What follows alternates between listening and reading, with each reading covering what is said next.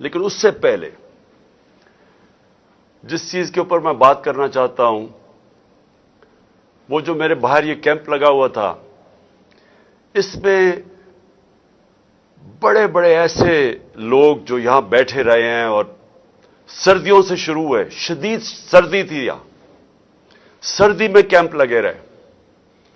لوگ، صرف اس لیے یہاں بیٹھے رہے کہ ان کو خدشہ تھا کہ مجھے یہاں سے اغوا کر کے لے جایا جائے گا. اور 2-3 دفعہ بلکہ بنی گالہ میں بھی ایک دم آتا تھا کہ جی عمران خان کو اٹھانے آ رہے ہیں. اور میں اللہ کا شکر ادا کرتا ہوں کہ میری قوم میں ایسے لوگ ہیں جو کہ فوری طور پہ آتے تھے کہ وہ روکیں کہ یہ پولیس گردی نہ ہو، رات کے صبح کے 3 بجے اٹھا کے نہ لے جائیں. انہوں نے ساری کہانیاں سنی ہوئی تھی کہ اعظم سواتی کو 3 بجے اٹھا لیا، اس کو مارا اور پھر اس کو اٹھا کے پھر تشدد کیا. تو لوگوں کو خوف تھا کہ وہ میرے ساتھ نہ کریں. تو میں خاص طور پہ وہ جو یہاں گرمی سے شروع ہوئے تو ساری سردیاں گزاری، میں ان کارکنوں کو میں آج سلام کرنا چاہتا ہوں، ان کا دل سے شکریہ ادا کرنا چاہتا ہوں کہ اللہ کی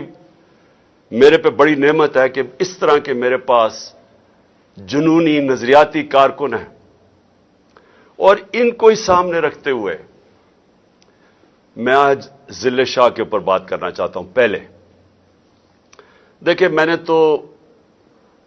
اس نے کہا وہ میرے سے ایک دفعہ ملا ہے، لیکن یا ملایا ہے، یہ میں تو مجھے تو اس کو یاد نہیں، زیادہ لوگوں کے بیچ میں ملا ہوں گا. لیکن مجھے ہر روز فجر کے اوپر